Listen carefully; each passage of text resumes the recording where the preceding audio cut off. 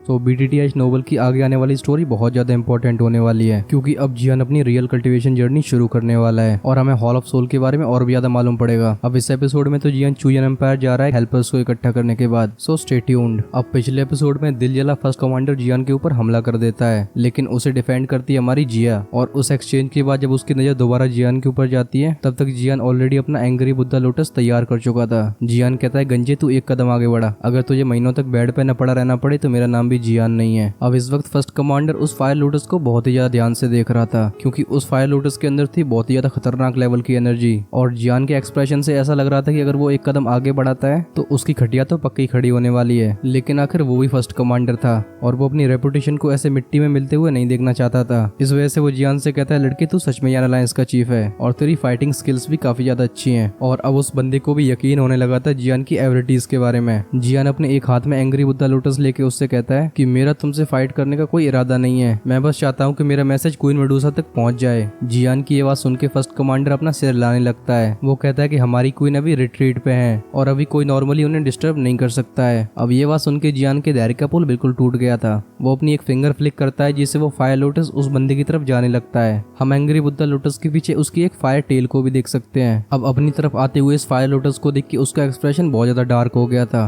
क्योंकि ये angry Buddha lotus बहुत ज्यादा फायर एनर्जी को कंटेन करता था। इस वजह से फर्स्ट कमांडर अपनी बॉडी से उसे डॉज करने की कोशिश करता है, लेकिन यहाँ पे तो ऐसा लग रहा था जैसे एंग्री बुद्धा लोटस के अंदर कोई ट्रैकिंग डिवाइस है, क्योंकि वो उस फर्स्ट कमांडर के पीछे हाथ धो के पड़ चुका था। और आज फर्स्ट कमांडर की अंडरवर्ल्ड में थू हो गई थी, क्योंकि फर्स्ट कमांडर की स्नेक ट्राइब में काफी ज्यादा रेपुटेशन थी और आज एक छोटे से एंग्री बुद्धा लोटस की वजह से उसे बंदरों की तरह चारों तरफ कूदना पड़ रहा था। अब ये सीन देख के बाकी के लोग एक दूसरे का मुंह देखने लगते हैं। अब वो जिस तरीके से जियान को देखते थे वो भी चेंज हो गया था। फर्स्ट कमांडर उस फायर लोटस को डॉज करते करते जियान की तरफ चिल्लाता है। वो कहता है, क्या तुम रुक नहीं सकते हो? अब ये सुन के जियान एक इशारा करता है, जिससे वो फायर लोटस फर्स्ट कमांडर से थोड़ी दूर पर फ्लोट करने लगता है। हम इस वक्त फायर लोटस की हाई टेम्परेचर की वजह से उस फर्स्ट कमांडर के फोरहेड पे बहुत ज्यादा पसीने को देख सकते हैं। जियान कहता है, फर्स्ट कमांडर अब बताओ, क्या तुम मेरा मैसेज पास करोगे या नहीं? ये बात सुन के तो फर्स्ट कमांडर और भी ज्यादा गुस्सा हो गया था, लेकिन जब उसकी नजर उस फायर लोटस पे जाती है तो उसके बैक में एक चिल फैल जाती है। और अब उसके पास क्योंकि कोई ऑप्शन नहीं था, इस वजह से वो कहता है कि तुम थोड़ा इंतजार करो। और ये कहने के बाद वो माउंटेन्स के अंदर चला जाता है। और फर्स्ट कमांडर को इस तरीके से भीगी बिल्ली की तरह बिहेव करते देख जियान काफी ज्यादा खुश हो गया था। वो एक इशारा करता है जिससे वो फायर लोटस उसके पास वापस आ जाता है और वो फाइनली ग्रीन कलर की फ्लेम में ट्रांसफॉर्म होकर जियान की बॉडी में वापस चला जाता है। अब जियान के फायर लोटस को इस तरीके से डिसॉल्व करते हुए देख लोग जियान की और भी ज्यादा रिस्पेक्ट करने लगे थे, लेकिन इस बात से जियान को घंटा फर्क नहीं पड़ता था। वो अपनी दोनों आंखें बंद करके वहीं पे क्वीन मेडुसा का वेट करने लगता है। अब हमारी जिया यहाँ पे हो रही थी थोड़ी सी बोर, तो वो चारों तरफ अपनी नजर घुमा घुमा के ध्यान से देखने लगती है। अब क्योंकि जिया और फर्स्ट कमांडर के एक्सचेंज में इन दोनों को कोई ज्यादा नुकसान नहीं हुआ था, इस वजह से लोग अब जिया की काफी ज्यादा इज्जत करने लगे थे। इस वजह से जिया जब भी किसी की तरफ देखती तो वो बंदा हमेशा स्माइल करता था।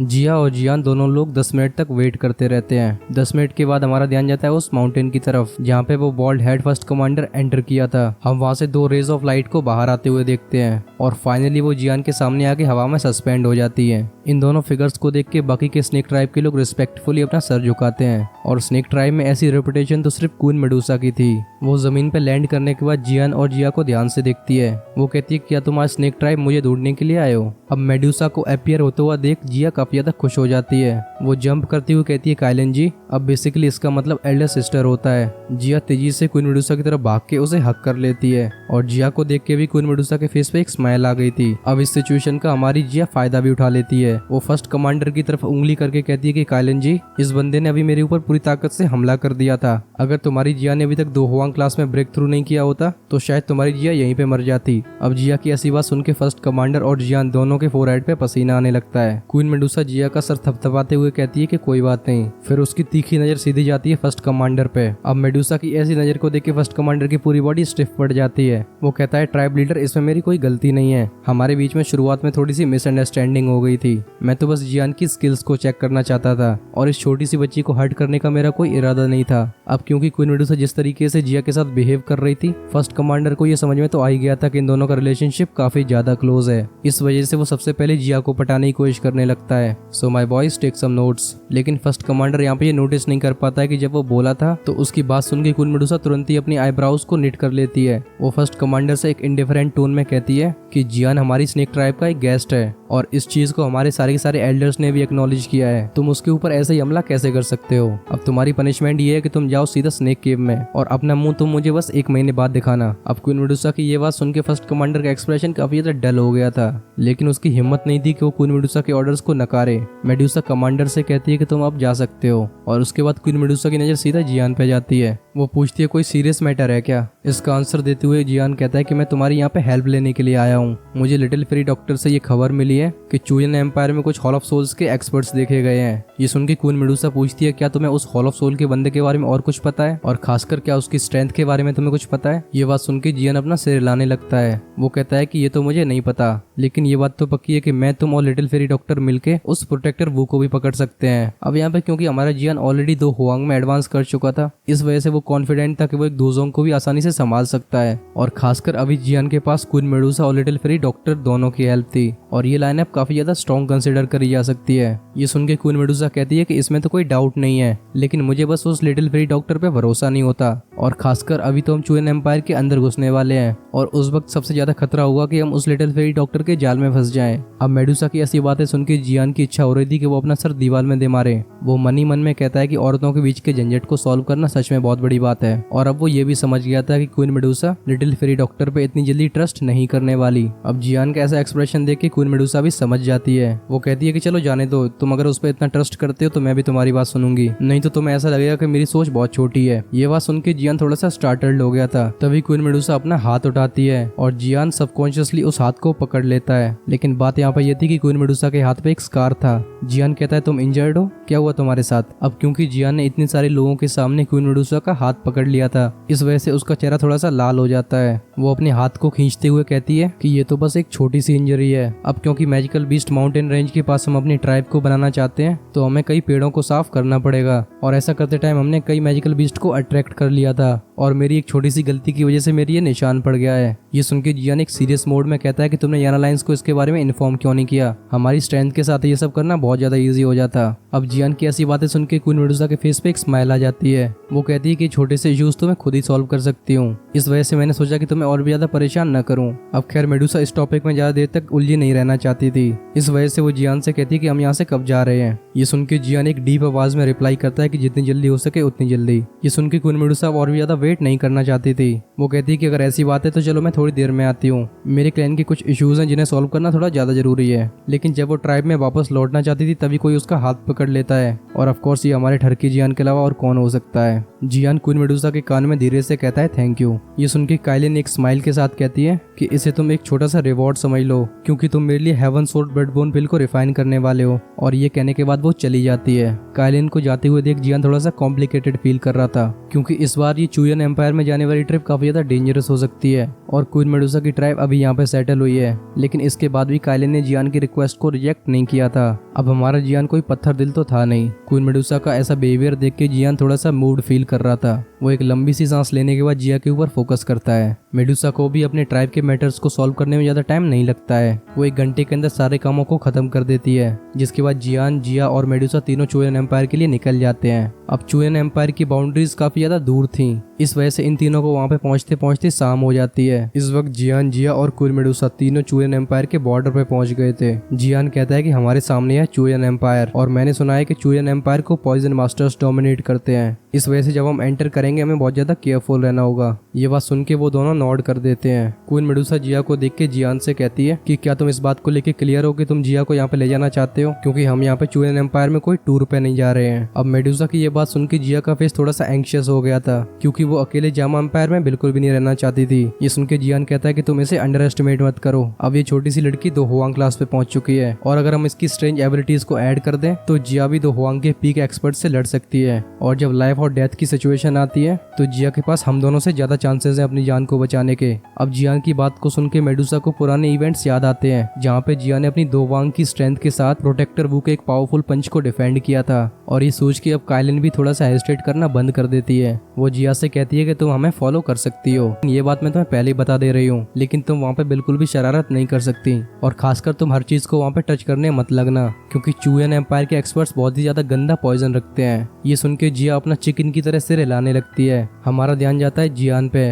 वो कहता है कि चलो तो फिर यहाँ से चलते हैं, पॉइजन सेक्ट का हेडक्वार्टर इस सिटी के सेंटर पे है, इस वजह से अभी हमें काफी डिस्टेंस और भी ज्यादा कवर करना है। ये सुन के मेडुसा नॉड कर देती है और जिया को पकड़ के वो दोनों हवा में चले जाते हैं। चुएन एम्पायर की टेरिटरी जामा एम्पायर से बिल्कुल भी छोटी नहीं थी, बल्कि एक पॉइंट ऑफ व्यू से इसे जामा एम्पायर से बड़ा कंसिडर किया जा सकता है। बस फर्क ये था कि जामा एम्पायर से यहाँ पे माहौल बहुत ज्यादा केओटिक था, क्योंकि जामा एम्पायर में लोग पॉइजन मास्टर्स को पसंद नहीं करते थे, लेकिन ये प्रोफेशन चुएन एम्पायर में काफी अच्छे से डेवलप होता था। हम हर एक सिटी के अंदर कई लोगों को पॉइजन मास्टर की रोब पहन के देख सकते हैं, और चुएन एम्पायर में एक ऐसा भी सीन था जिसे जामा एम्पायर में नॉर्मली नहीं देखा जा सकता, और वो था खुले तरीके से पॉइजन को सेल करना। हर एक सिटी के अंदर कुछ ऐसी शॉप्स थी जो कि बहुत ही खास पॉइजन को बेचने के लिए फेमस थी, और कोई भी चीज जो कि पॉइजन से रिलेटेड है वो आपको इन दुकानों में मिल ही जाएगा, और चीजें जितनी ज्यादा पॉइजनस होंगी उनकी प्राइस और भी ज्यादा हाई होगी। चुएन एम्पायर में एक ऐसी दुई फेमस थी जो कि और कहीं हमें इतनी ज्यादा कॉमनली देखने को नहीं मिलती है, और इसे लोग पॉइजन दुई के नाम से बुलाते थे। अब इस पॉइजनस दुई को भी कई ब्रांचेस में डिवाइड कर दिया गया है, लेकिन अगर हम ऊपर से देखें तो ये सब सेम ही थी, क्योंकि ये सारी की सारी दुई एक लीथल पॉइजन को कंटेन करती थी। अब ऑफ कोर्स ये दुई कोई नेचुरल दुई नहीं थी, बल्कि इसे इंसानों के द्वारा बनाया गया था। कोई भी प्रैक्टिशनर जो इस दुई की प्रैक्टिस करता है उससे खुद को पॉइजनस वाटर में डुबा के काफी टाइम तक रखना पड़ता था, जिसके बाद वो पहुंच जाता था डोजी लेवल पे। अब इस प्रोसेस में वो पॉइजनस वाटर उस कल्टीवेटर की बॉडी में एंटर करता था, जिसके बाद उसकी नॉर्मल दुई की पॉइजनस दुई में कन्वर्ट हो जाती है। अब अगर हम पॉइजनस दुई को नॉर्मल दुई से कंपेयर करें तो इसकी किलिंग एबिलिटी वैसे भी ज्यादा थी, लेकिन इन दी एंड जहर ही रहेगा, क्योंकि जहर दोस्त और दुश्मन के बीच में कोई डिफरेंशिएट नहीं करता है। जैसे ही कल्टीवेटर्स अपनी पॉइजनस दुई से और भी ज्यादा प्रैक्टिस करते थे, उनकी फिजिकल बॉडी कोरोजन की वजह से और भी ज्यादा वीक होती जाती थी, और अगर कोई पॉइजन मास्टर दो हुआंग में ब्रेक थ्रू न कर पाए तो उसका लाइफ स्पैन काफी ज्यादा शॉर्ट हो जाता था। अब बॉडी में पॉइजन के मिक्स होने की वजह से लोगों का बिहेवियर भी नॉर्मल लोगों से अलग हो जाता था, और यही रीजन था कि चुएन एम्पायर बहुत ज्यादा केओटिक था। यहाँ पे हम नॉर्मली फाइट्स को होते हुए हर जगह देख सकते हैं। अब क्योंकि इन लोगों की बॉडी में पॉइजन था, इस वजह से ये लोग ट्रेनिंग को लेके काफी ज्यादा क्रेजी थे, क्योंकि इन्हें पता था कि अगर वो दो हुआंग पे नहीं पहुंचेंगे तो बहुत जल्दी वो मरने वाले हैं, और इसी वजह से चुएन एम्पायर में एक्सपर्ट्स की तादाद ज्यादा थी जामा एम्पायर से। चुएन एम्पायर में कई ऐसे एक्सपर्ट्स थे जिनने कोई फैक्शन ज्वाइन नहीं कर रखा था, वो बस अकेले अपनी प्रैक्टिस करने में लगे रहते थे, और इन सब रीजंस की वजह से हम चुएन एम्पायर को काफी ज्यादा डेंजरस घोषित कर सकते हैं। अब ऑफ कोर्स ये डेंजर ब्लैक कॉर्नर रीजन से काफी ज्यादा कम था, क्योंकि पूरा का पूरा ब्लैक कॉर्नर रीजन बिना कोई कानून के चलता था। अब चुएन एम्पायर में लॉस थे, क्योंकि वहां थी इंपीरियल चुएन फैमिली, जिसे अभी पॉइजन सेक्ट कंट्रोल कर रहा था। जियान की ग्रुप को सिटी के सेंटर में पहुंचने में 4 दिन लग जाते हैं, और इन 4 दिनों में इन तीनों को चुएन एम्पायर के बारे में काफी कुछ मालूम पड़ गया था, और इतनी सारी नॉर्मल फाइट्स को देख के जियान के दिल में भी लिटिल फेरी डॉक्टर की रिस्पेक्ट बढ़ गई थी, क्योंकि ऐसे केओटिक एम्पायर को कंट्रोल करना कोई बच्चों का खेल नहीं है, क्योंकि चुएन एम्पायर में कोई नॉर्मल टैक्टिक्स लागू नहीं होती हैं, और यहाँ पे चीजें काफी ज्यादा ब्लडी भी हो जाती हैं, और पॉइजन सेक्ट जैसी बड़ी ऑर्गेनाइजेशन को कंट्रोल करना बहुत ज्यादा मुश्किल था। जियान अब ये भी इमेजिन कर पा रहा था कि लिटिल फेरी डॉक्टर को यहाँ तक पहुंचने में कई लाशों के ऊपर से गुजरना पड़ा होगा। पॉइजन सेक्ट के हेडक्वार्टर सिटी के बिल्कुल मिडिल में थे, और इस सिटी का नाम था स्काई पॉइजन सिटी। ये पूरी की पूरी सिटी पॉइजन सेक्ट के द्वारा कंट्रोल करी जाती थी, और यहाँ पे चुएन एम्पायर की इंपीरियल फैमिली की भी कोई अथॉरिटी नहीं थी। अब क्योंकि ये स्काई पॉइजन सिटी काफी ज्यादा फेमस थी, इस वजह से जियान को भी इजिली इसकी लोकेशन मालूम पड़ जाती है। इस वजह से जियान को भी यहाँ पे आने में बस एक ही दिन लगता है। इस समय जियान का ग्रुप उस सिटी के बाहर एक माउंटेन पीक पे खड़ा हुआ था।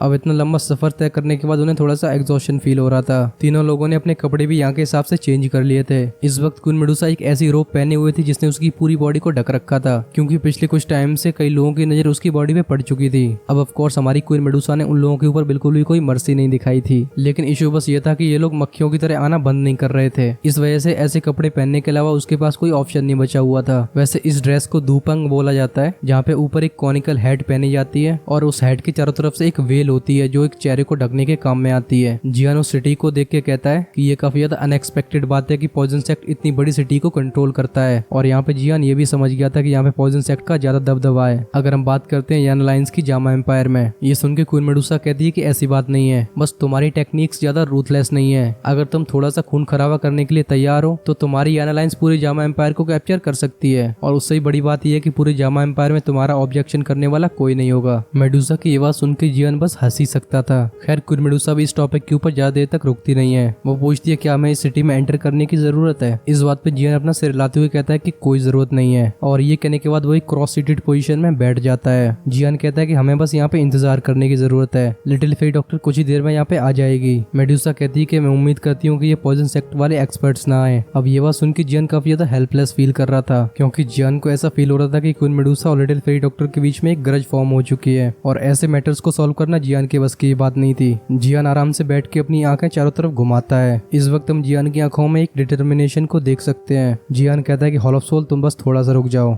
अब जियान का पूरा ग्रुप करीब आधे घंटे के लिए उस माउंटेन पीक पे इंतजार करता रहता है और आधे घंटे बाद जियान एक ब्लरी फिगर को अपनी तरफ आते हुए देखता है। अगले कुछ ही सेकंड्स के अंदर वो फिगर उनके सामने प्रकट हो जाती है। अब ये फिगर कौन थी ये तो हमें पता ही चल गया होगा, लेकिन आगे क्या होने वाला है ये पता चलेगा आपको नेक्स्ट एपिसोड में, क्योंकि इतना बोलने के बाद तुम्हारे भाई के जबड़े में दर्द होने लगा है। और ये एक्सप्लेनेशन कैसी लगी है तुम कमेंट्स में जरूर बताना। और राइट साइड में क्लिक करके देख सकते हो इससे पिछला वाला एपिसोड जो कि काफी ज्यादा इंटरेस्टिंग था। तो हम मिलते हैं वीडियो के उस पार, लेकिन उससे पहले इस वीडियो को लाइक जरूर कर देना। तब तक के लिए टाटा बाय बाय।